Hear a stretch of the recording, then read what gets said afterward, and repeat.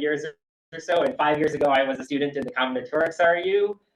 Sorry, that's 10 years ago I was a student in the combinatorics RU. And then 5 years ago, I talked about kind of a precursor to this, where we couldn't prove homological stability yet, so we got a weaker result. And now today I want to tell you about an application of some homological stability result toward understanding some questions in number theory about elliptic curves. Let me just start by describing the question about elliptic curves, and then I'll jump to the topology, and then at the end I'll explain how that connects back to the number theory. Here's the question. Let's start with K is the field FQT. FQ is a finite field, and so this is polynomials, rational functions of one variable over a finite field, and I'll assume that Q is not a power of 2 or 3, just for simplicity. And then the objects that we'll be interested in coming from number theory are called elliptic curves. And they're concretely solutions to equations of the form y squared equals x cubed plus ax plus b, where here a and b are elements of this field K. Let's say K. And then there's a notion of ranks of elliptic curves. And what ranks tell you about is how many solutions these elliptic curves have. In particular, there's a classic theorem called the Moore-Delvey theorem. Something to keep in mind is it will tell you something like, does the elliptic curve have finitely many solutions or infinitely many? So here's this Moore-Delvey theorem.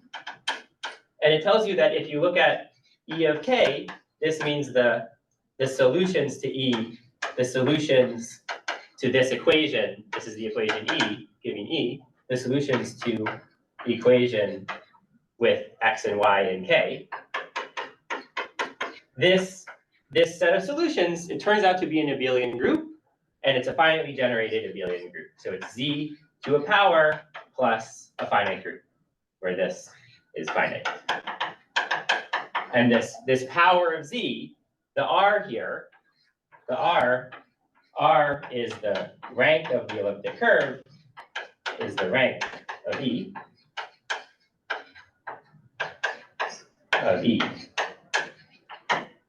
And so this tells you information, this R tells you information about how many solutions E has. So a concrete example to keep in mind is that, for example, if R is, what does it mean for this to have finitely many solutions?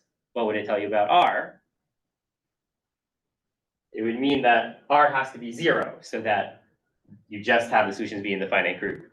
If R were 1, you'd already have a Z's worth of solutions. So maybe I'll say R equals 0 if and only if E of K is finite.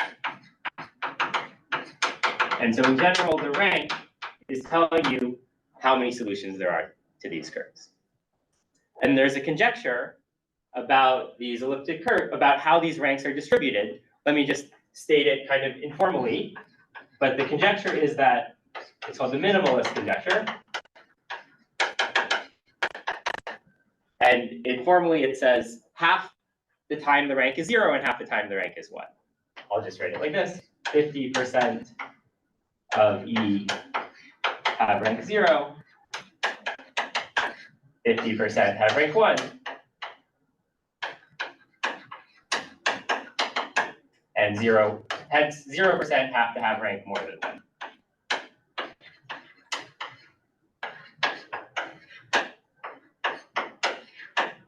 And to make more precise sense of this, I have to tell you what family of E will work in.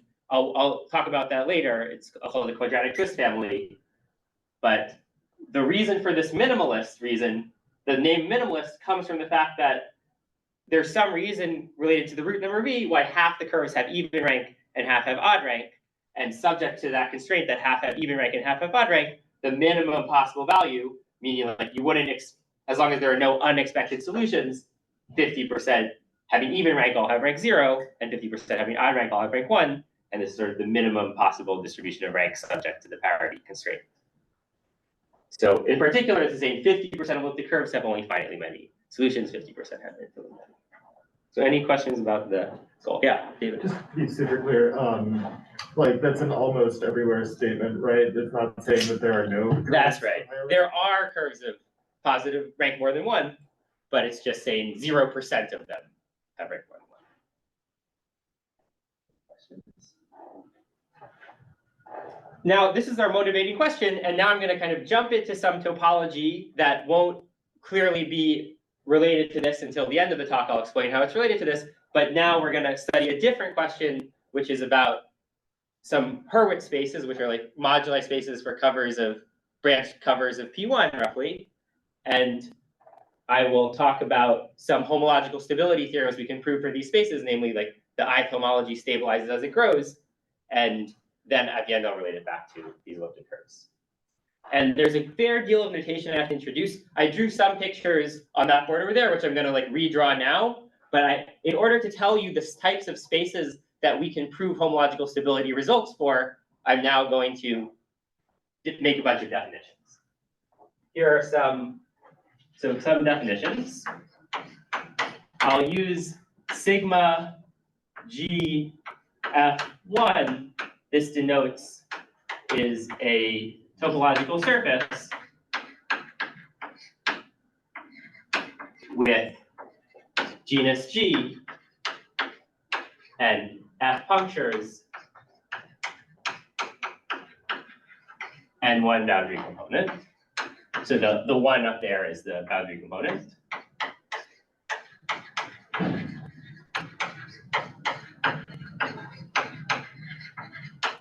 And I'll use, and now I'm just introducing notation. It'll be convenient to fix kind of a particular surface of this type. I'll just use AGF as notation for a particular sigma 1 GF. So here's my picture. To start, I'll have this here's my A23 I drew over there, but I'll draw it again here. Here's a picture of this is a genus 2 surface with one boundary component, and I'll put 3 punctures in. Where's the green chalk? So I'll make 3 green punctures. That's A23. And now I'm also, in order to tell you about these types of coefficient systems that I'll be defining, which will have homological stability, what we're going to do is basically study local systems on configuration space of endpoints in these types of surfaces. And now to kind of create the configuration spaces, I'm going to add on, sorry, I guess here there's one boundary component, but in general, I'll let sigma GF K have K boundary components. So now I'm going to start adding on kind of cylinders to here, and I'll use X is just a notation for sigma 2, 0, 0, and I'll use X plus N plus AGF to be notation for gluing N cylinders onto AGF. Let me draw a picture now. So I take this AGF and I'm gonna glue, so X looks like this, and I'm gonna glue on some cylinders. So this is a picture of I have 3 punctures still, and this will be A23, A23 plus X plus 3. This is kind of just notation for precisely defining this local system. So then I'm going to imagine, the reason I have this other color is I'm going to imagine putting a point in the center of each of these, and I'm going to start letting kind of these blue points move around, and this will be like a configuration space of 3 blue points on this punctured surface. So this is abstractly homomorphic to sigma 1, 2, 3. Abstractly, as a space, this is the same as just A23, but I'm kind of gluing these on, and it will be convenient to define some maps of gray groups. When Aaron, I'm a little bit blind. That's green on the right and blue. Green on the right and blue on the left. If you have red. But I think I should keep the colors scheme. Yeah. Now, I'm going to be talking about configuration spaces. So I'll introduce the braid group. I'll use this is more definitions. The braid group BGF N is the fundamental group of configuration space. So here's the fundamental group of configuration space of endpoints on these surfaces. On AX plus N plus AGF. And what you can imagine is this braid group corresponds to loops where the blue points move around. So this maybe remark elements of this braid group correspond to paths the blue points take. Yeah, ending and starting in the same point. Like you can. Sorry, did I say something wrong? Oh, no, I'm sorry, okay. Like imagine an example of an element is this blue point can kind of wander over here and go around there. That would be like one element of this braid group past the blue point state.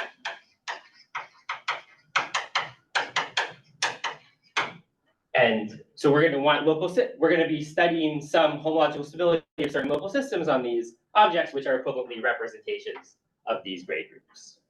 So now I can define for you what I mean by coefficient system, which will satisfy this homological stability property. Any questions so far? It's kind of a bit notation heavy. Okay, so then I'm going to define first a coefficient system. A coefficient system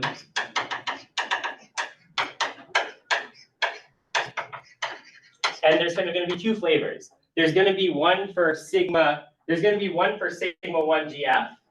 But in order to define that, it's going to be something over a coefficient system for sigma 1, 0, 0. So I first have to tell you the case G and F are 0. So a coefficient system for sigma 1, 0, 0, if you've seen braided vector spaces, it's the same as braided vector spaces. But now I will define it kind of in some slightly more obtruse way that will relate it to coefficient systems for sigma GF. Coefficient for sigma 1, 0, 0 is just, it's a vector space. I'm over a field K, it's a vector space. V1 is a vector space V1.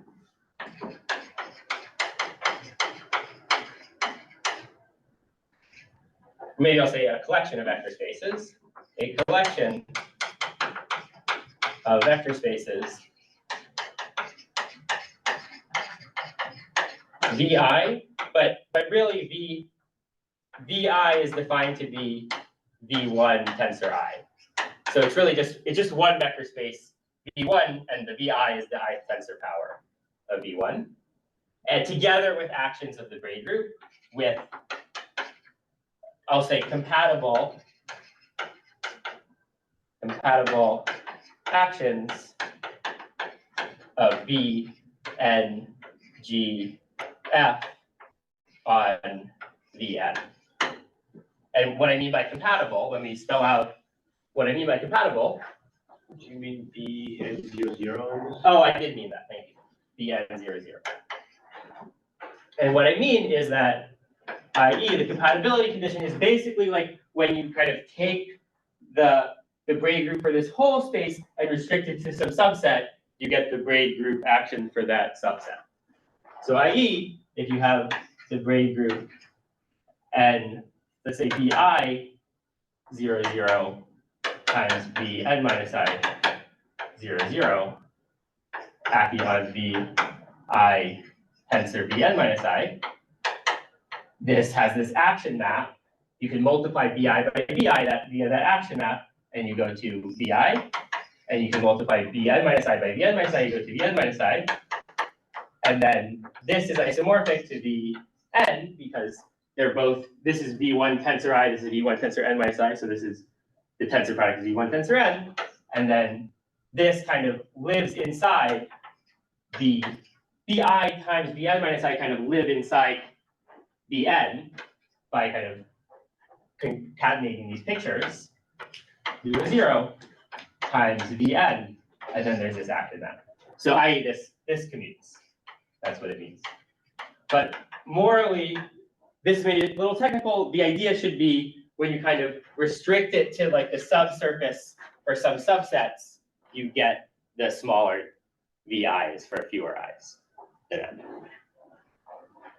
And now I'll like define the analogous definition for coefficient systems for sigma 1 GF, and then I'll finally be able to state the homological stability theorem. So a coefficient system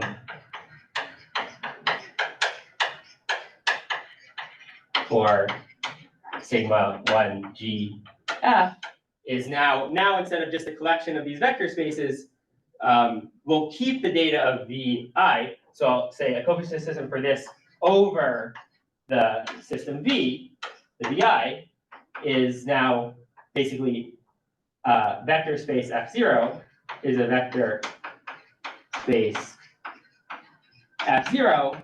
And then I'm going to define kind of these Fs analogous to the Vs, and I'll set Fi, or maybe Fn. Fi is defined to be F0 tensor V1 to the I. This V1 to the I.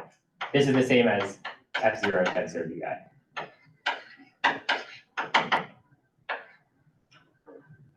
So it's this vector space, and now we need actions instead of the Bn00, we need the Bngfs and compatible Bn actions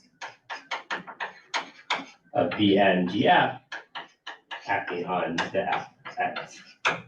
And compatible means kind of in the same sense here, but I need to put a GF here and an F here. Feel free to ask if you want me to spell out exactly what compatible means. Any questions so far? I think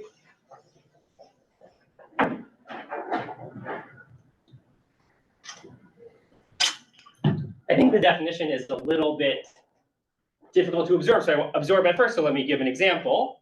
And this is in some sense the motivating example of Hurwitz spaces. So I'll tell you what I'll take for these coefficient systems. It'll be a coefficient system for sigma 1 GF. What I'll do, I want to kind of make some object which parameterizes covers of a genus G F punctured topological surface. And I'll take first, let's say T0. T0 is going to be like corresponding to the F0. T0 will be the space of maps from a fundamental group of a genus G. Maybe I'll write it AGF.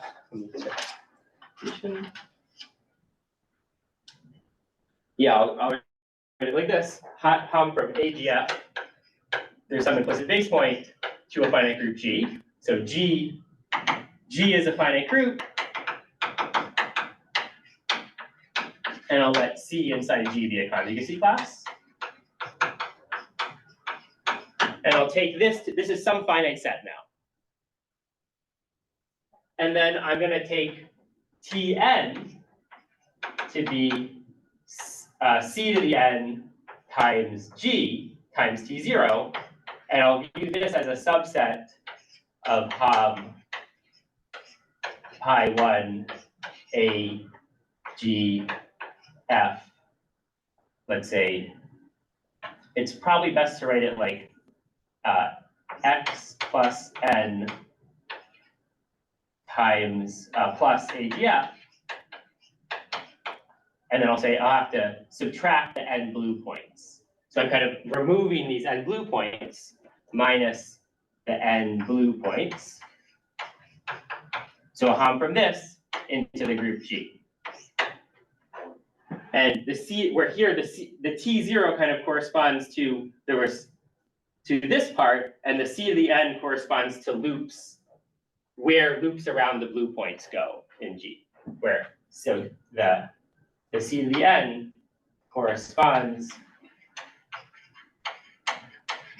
to where we send loops around blue points to in G.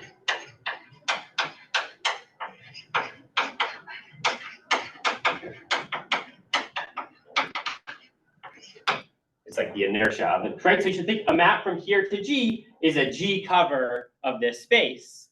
And that's why these elements are parametrizing Hurwitz spaces. And an element in this Hom set corresponds to a G cover of this surface. Then how do we see this as a coefficient system? If we take F0 to be the free vector space on this set T0, this is the free vector space with free vector space. And V1 will just be K adjoint C. Then we see that VI is kind of K adjoint C to VI, and Fi is K adjoint Tn, which is, and this satisfies this kind of property because Tn is C to the n times T0, so it looks like V1 to the n times F0, tensor F0. And basically what these coefficient systems are trying to encapsulate is that as you increase the number of punctures, the way in which this changes is a uniform way. It's kind of exponentially growing, where it always changes by adding in this full same conjugacy class for each puncture you add. This is a key example.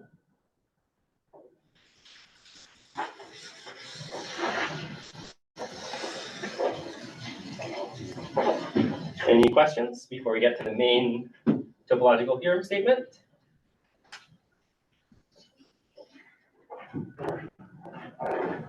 So why is it called Hurwitz space? Is it because if you consider the local system, basically, if you consider the covering space corresponding to the local system?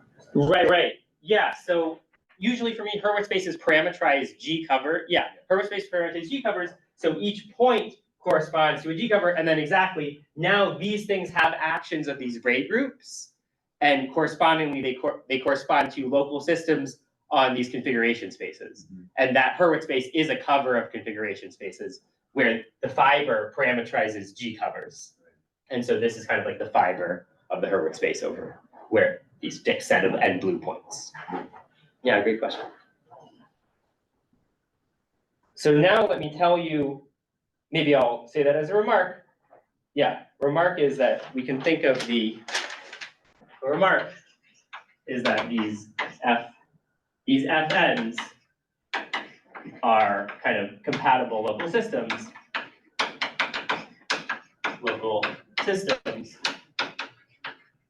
on concept of x plus n plus AG.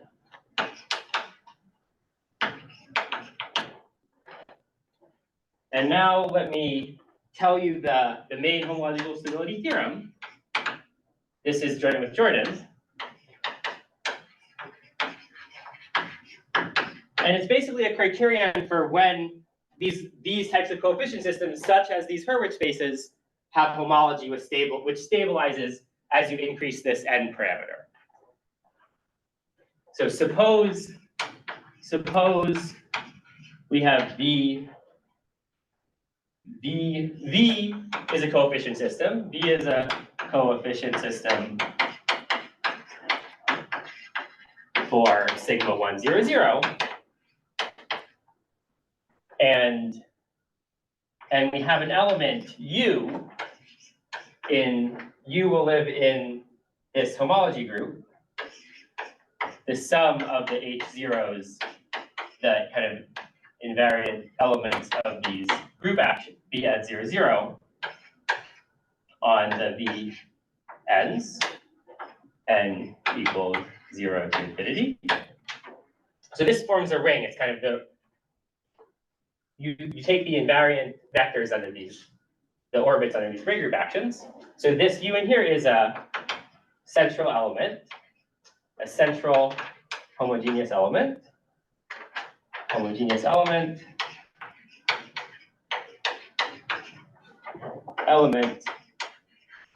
of positive degree.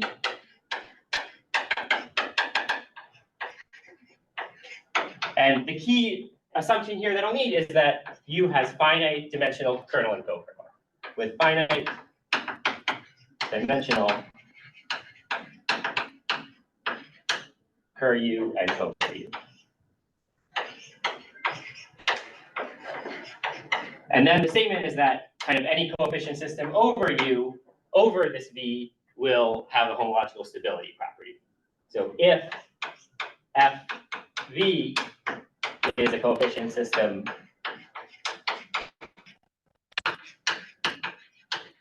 for sigma 1, 0, 0, 1 GF, then it will have some homological stability property. Then there exist constants A and B. Maybe I'll say A only depends on V and B depends on F. These are constants. So if you look at the kind of map from the P homology, oh yeah, and if the P homology of the nth grade group on V on Fn, and then U kind of induces a map to some higher n plus degree of U, n plus degree of U, G, F, F, n plus degree of U. This is an isomorphism, is an isomorphism if, as long as the n is big enough. So if n is bigger than this constant, something linear in the P, the homology.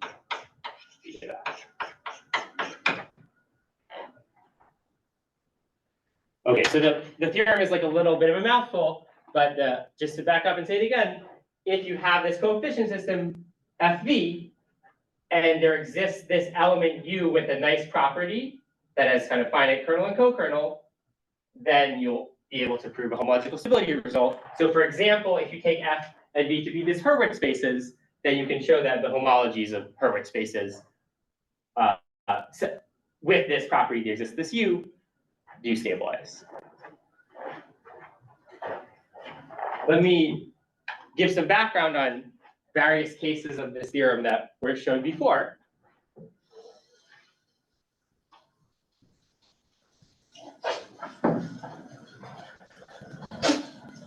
Past results, past work.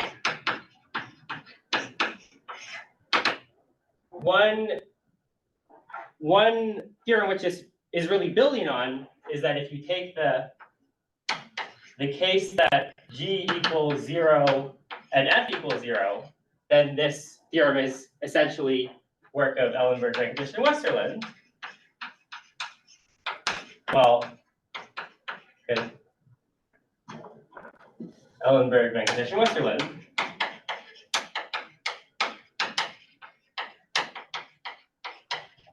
When the coefficient systems are Hurwitz spaces, when the coefficient systems are Hurwitz spaces,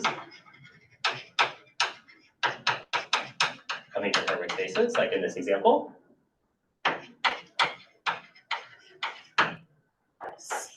Another person in this room who's contributed to this circular ideas is Ein, who proved some bound on homology,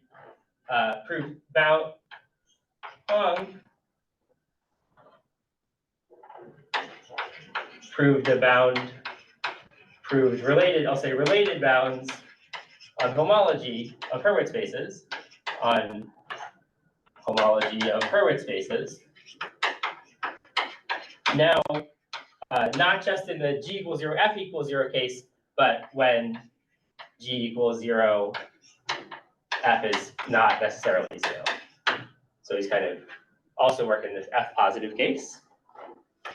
And then there's a few more results, also kind of generalizing or relating to this Ellenberg, Venkatesh, Westerlund work. There is also follow-up work of Ellenberg, Tran, and Westerlund,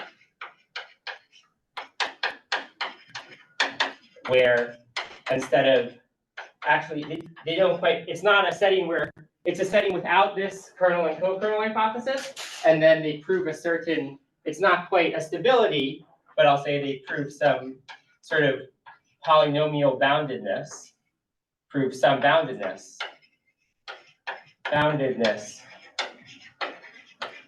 of homology, which is used for an arithmetic application, maybe I'll say of Hurwitz spaces. Used for an arithmetic application to count kind of covers. And then one more work I want to mention is kind of work of Randall, Williams, and Wall. Randall, Williams, and Wall.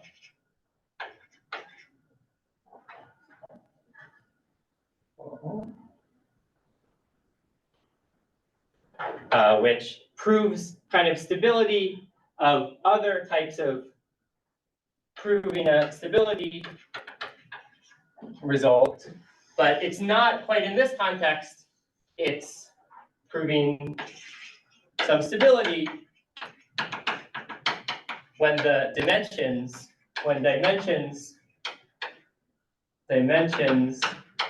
the Fn, so to speak, grow polynomially instead of exponentially. Like here, the dimension of the size of this Tn is kind of growing exponentially. It's roughly like the size of C to the n, but if they only grow polynomially instead of exponentially, then that was their work for it.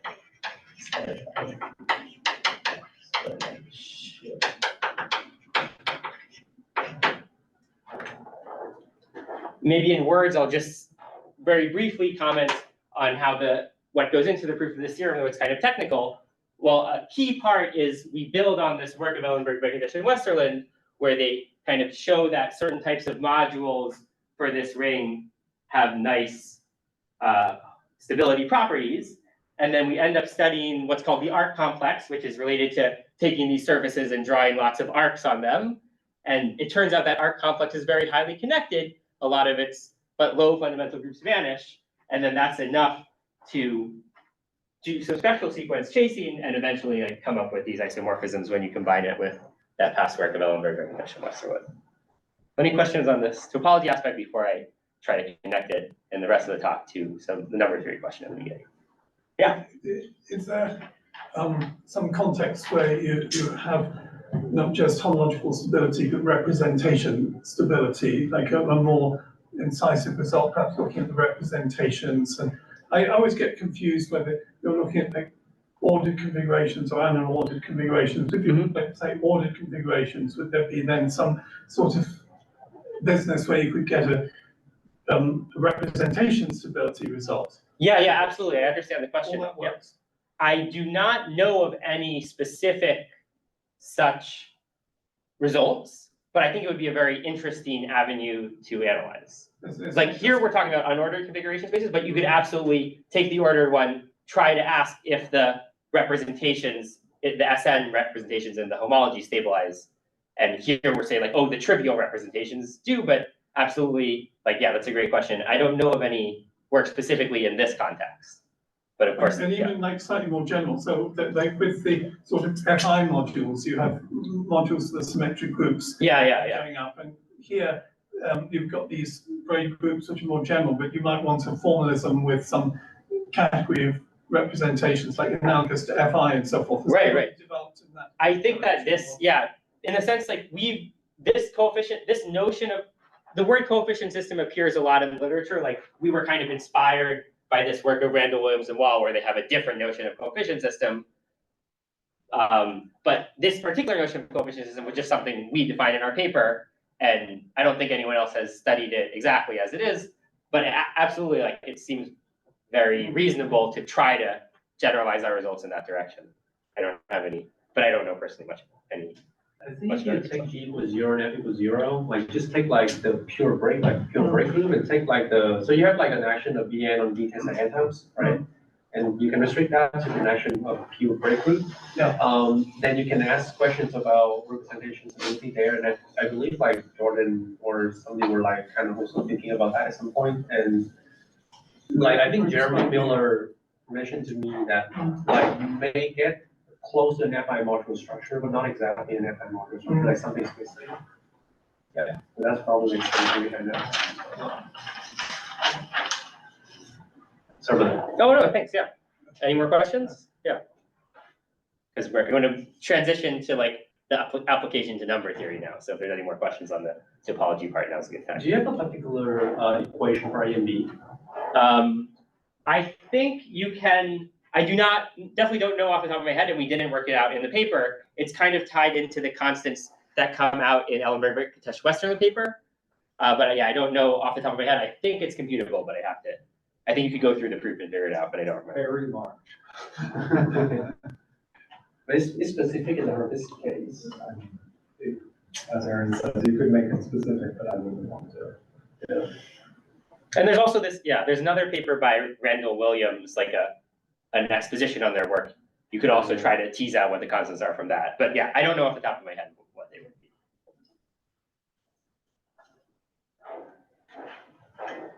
be. Okay, for the rest of the talk, I'll now aim to explain why this homological stability result is relevant to this number theory question about ranks of elliptic curves. So back to number theory, back to elliptic curves.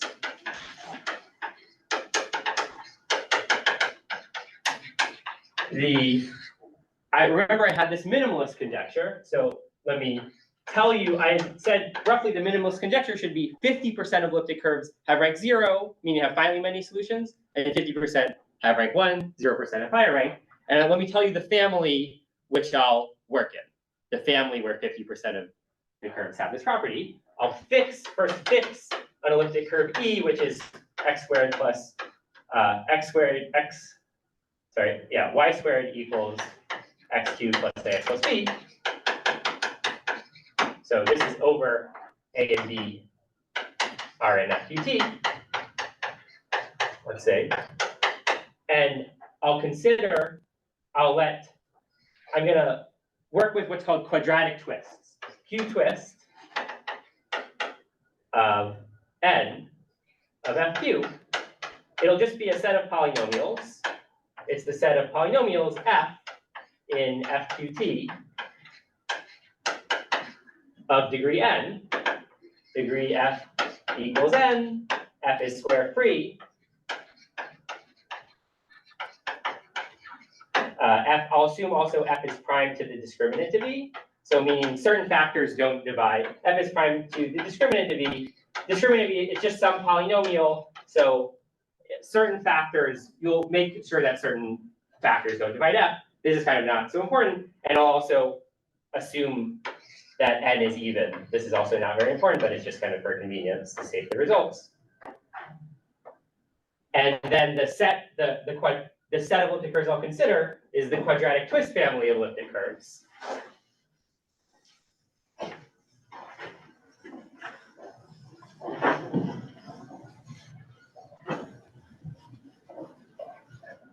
So we'll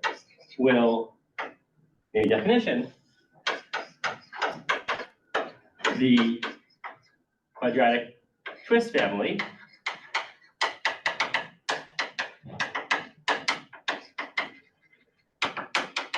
of elliptic curves associated to this E is just the set of curves of the form fy squared equals x cubed plus ax plus b.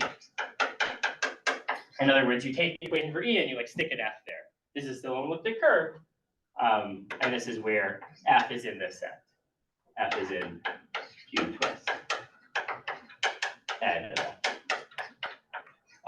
like maybe the union over all that. So this is like the family of elliptic curves. I'll consider I just fix one and I stick a polynomial function f in FQT in front of it.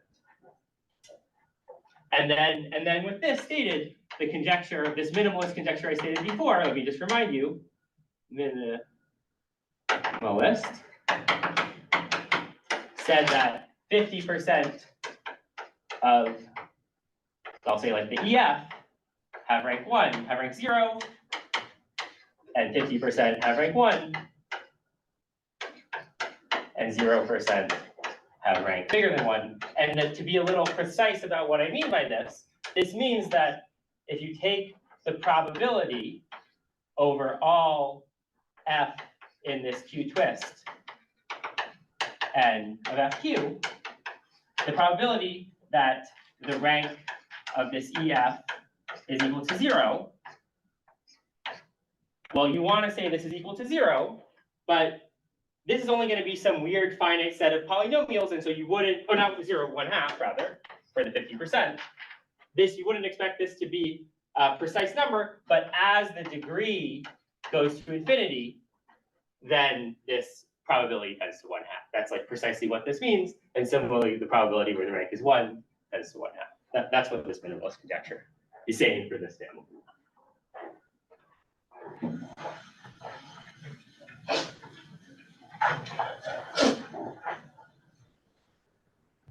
Now, yeah. Taking the monos with equal weight. Yes, yeah, exactly. Uniform random polynomial in this set. Because these are just finite sets for any fixed n. So just a uniform polynomial. Aaron, is this like the large Q statement or? No large Q, I fixed the Q. That's this conjecture. Now I'll tell you what we can prove. Does like 0% turn out to be equal to something like there are only finitely many of them? Or any... No, they're actually, I think you'd expect there to be infinitely many, Yeah. but it's the proportion tends to 0. Just Yeah. wondering. Yeah, and there are some papers which kind of investigate the asymptotic behavior of that 0%. There's a nice paper by Poonen, Voigt, Wood, and Park in the correct alphabetical order. And so there's a lot of investigation into those more precise heuristics as well. So now, yeah, this is the conjecture. And in order to study this, we'll study something called Selmer groups. So it's hard to get at the rank directly, but given an elliptic curve E, I'll just say given E and a fixed prime L, there is an L Selmer group.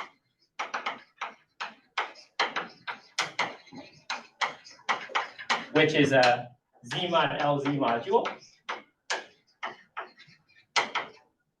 So it's a finite Z mod LZ module.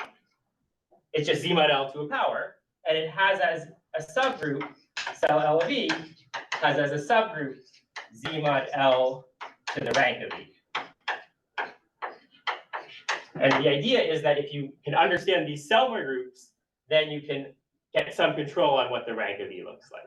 So instead of studying the ranks, we're now going to study the Selmer groups. And there's a conjecture. This is due to Bhargava, Shankar, and also Poonen and Raines.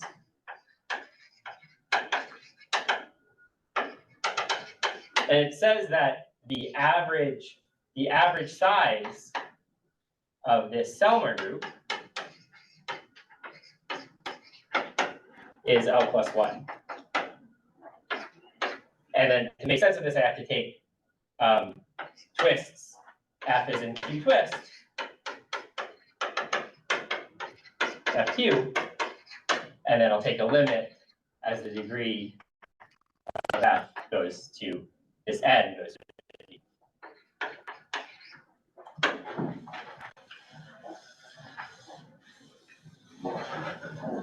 And the theorem that Jordan and I can prove for this, the theorem, maybe I'll just say so there's some condition on E, if E has a place of multiplicative reduction, so some condition, and L is big enough, then some version of this conjecture holds, then we want to say the expected value of cell L of EF is L plus 1, as F is in Q twist. And like, we can't quite say this, well, we'll need this limit as n goes to infinity. And what we can say is this is kind of true up to an error in Q. So in other words, if you also put, I'm going to work with FQ to the J, and I'll let kind of Q grow or J grow. And then we can't quite prove this either. We need to kind of put a limit to or a limit, because we don't quite know the limit exists. In any case, what this is saying is that like the conjecture is roughly true up to an error in Q, which goes to 0 as Q grows. So does the original conjecture, along with the parity considerations, imply the minimalist conjecture? This conjecture with parity considerations will imply the minimalist conjecture. Yeah, so maybe I'll just say this, I'm running low on time, so let me skip that. And if there's time at the end, I'll come back to it. But this will imply the minimalist will almost imply the minimalist conjecture. Almost, kind of some version of it with this shade. Almost imply minimalist.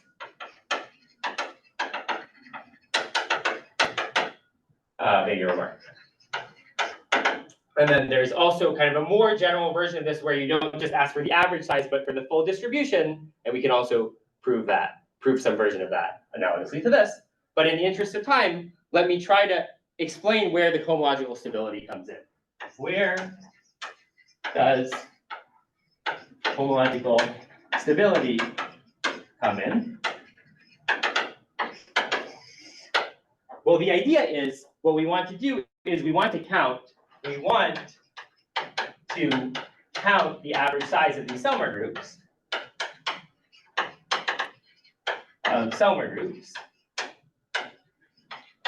And so what we do is we make a space Xn, I'll call it, over the space of Q twist n, the space of these quadratic twist polynomials. This is a finite Eiffel cover, finite Ehrenfeld cover. And this has the property that the fibers of this count Selmer groups. So in other words, the fiber, if we choose a point corresponding to a quadratic twist, we call this pi n, the fiber of pi over this point Ef. If you look at the FQ points of this fiber, this thing is the Selmer group. And then, so our goal, if we want to count the average size of these things, the average size of these Selmer groups will be the same as the total number of FQ points of Xn divided by the number of points on quadratic twists space. Let me spell it out. The average size of the Selmer group,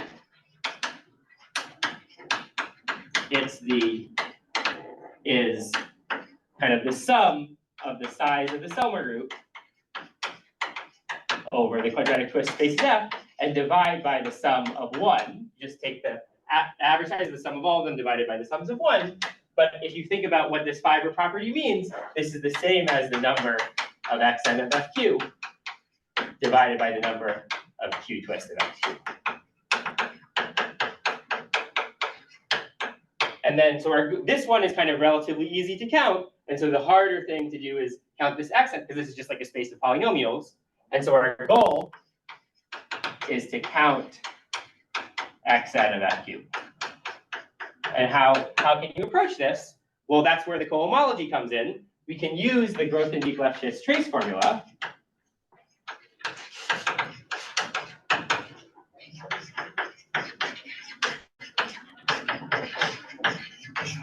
And what does that say? It tells us that the number, if you've seen the regular Lefschetz trace formula, it relates the number of fixed points of some operator to the cohomologies, and the same is true of the Grothendieck-Lefschetz trace formula, where now the operators for Frobenius you raise to the qth power, and the fixed points will be the FQ points. And so it relates this to the sum of the -1 to the I, from I equals 0 to 2 dim Xn, of the trace of this Frobenius operator at Q on the ith cohomologies. I'm happy to support cohomologies over FQ bar, and there's some QL.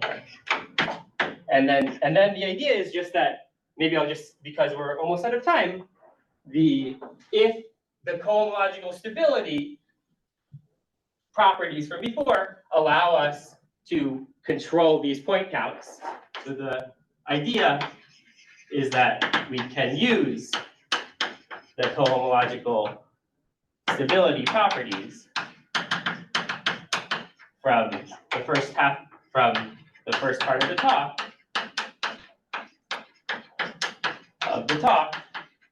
to bound the cohomology groups, because they kind of stabilize, to bound the cohomology groups and obtain this and obtain this average size. So maybe this average size.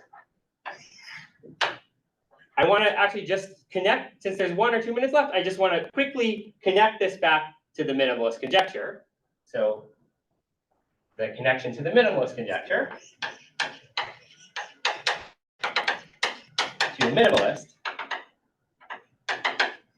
say we know that this average size is L plus 1, I'll show that there's 0% of E. To answer Craig's question from before, 0% of E with rank E bigger than 1. So let's see why this implies that. Why are there 0% of E with rank E bigger than 1?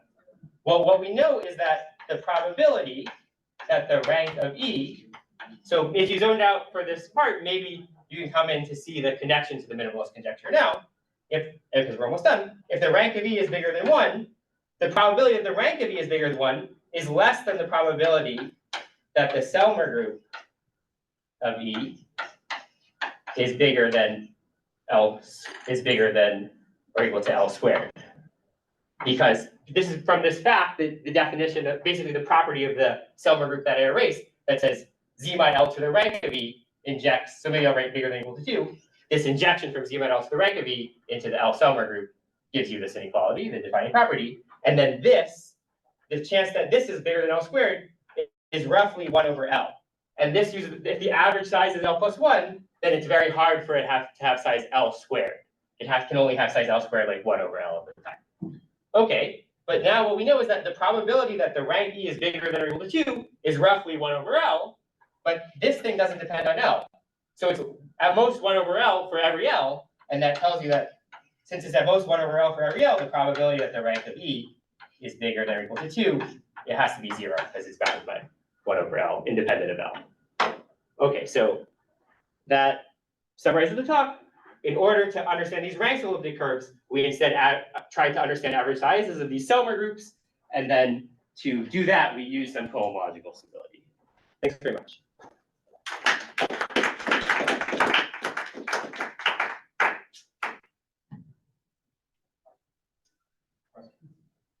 Where are those configuration spaces hidden?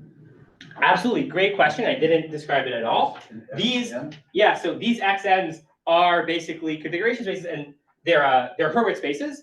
And what they do, where they come in, is that if you look at what this XN is, it turns out that Selmer groups, cell L of E, basically the set of these Selmer elements correspond to certain ASL2, this is a certain finite group, covers of P1. And I'll tell you, this group looks like it's the set of matrices of this form, 1 star star, and you put an SL2 Z mod L here. So it's this kind of set of these matrices. It's an extension ASL2. It has a quotient which is SL2, and a sub which is Z mod L squared. And so it turns out that you can parameterize these Selmer elements in terms of these covers, and that this XN is a moduli space for these covers. And just to say where those and there's some more conditions. The certain includes things like with certain monodromy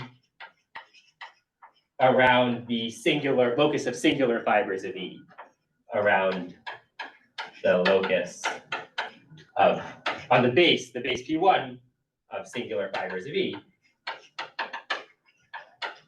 And so these singular fibers were like these F green marked points that you kind of have to avoid those singular fibers, and the blue points are like the roots of the F.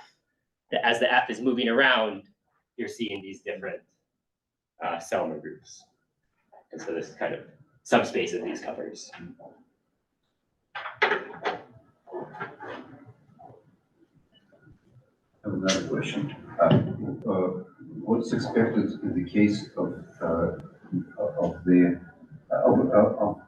number field as opposed to a functional field? Yeah, great question. You basically expect this. The conjectures were originally made in the number field case, and the conjectures were the average size of the Selmer group was L+1, and then they also have conjectures for the whole distribution, not just the average size. And what's known, basically, these conjectures were made because they could prove these in some low cases, like for L equals 2, 3, and 5, basically. Not for these quadratic twist family, but for the whole universal of all elliptic curves instead of just the specific F. Yeah, so sort of the same conjectures are made both in the number field and the function field case. And I was just talking about the function field case because that's like what we could prove with these topological techniques. Nothing is proven in the number field case. So here's what's proven in the number field case. A few things are proven. So actually in these quadratic twist families, there is recent work of Alex Smith, which was kind of a big breakthrough about 5 or 10 years ago. And he computed the distribution for L equals 2 and also for all powers of 2. So he did like 2, 4, 8, 16, and so on, before people had understood some stuff about 2. So that's like mostly for number fields. This, if you want to understand quadratic twist setting, it's mostly just powers of 2 that they understand. But in the whole family of all elliptic curves, there was like 3 or 4 annals papers by Bhargava and Shankar who made this conjecture, where they did the cases L equals 2, 3, 4, and 5. So kind of low cases, but all these low cases really depended on explicit parameterizations that don't seem not to exist for L equals 6 or bigger. And so, yeah, but somehow what's nice about this homological stability method is that it kind of works for arbitrarily large. It doesn't care about L too much, which is harder to access in the number set field setting. So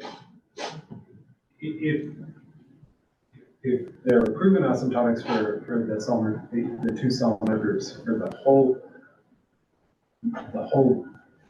moduli space, is the failure to prove the minimalist conjecture for the whole space then on the fact that the rank of the elliptic curve is not the log base 2 of the quantity the size of the Selmer group? Or there's something Oh, sorry. So the whole universal family, what we know is only 2, 3, 4, or 5, but nothing higher than 5. But Alex Smith had results for quadratic twist families. L is The L. Yeah, should I write something maybe? So maybe I should write what yeah.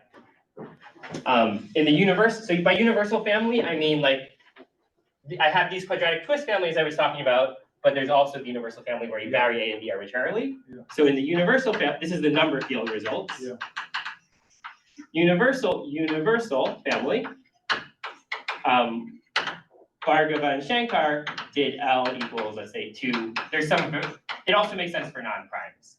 And then, so they did this, and then in the quadratic twist, Alex Smith did 2 to the K for all K. But isn't it the case that, like, I mean, if you've got a completely correct asymptotics for the rank. This is for the average size. The average size of the Selmer group.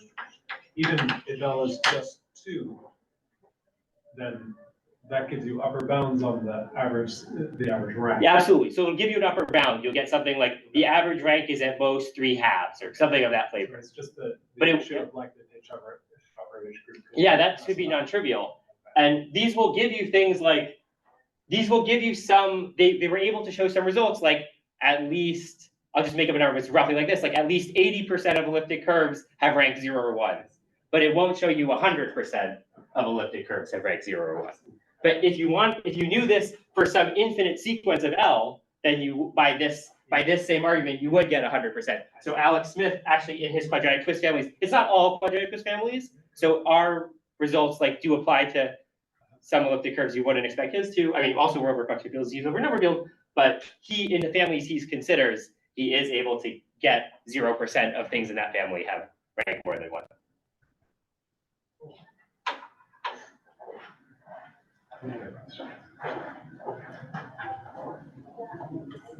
So thank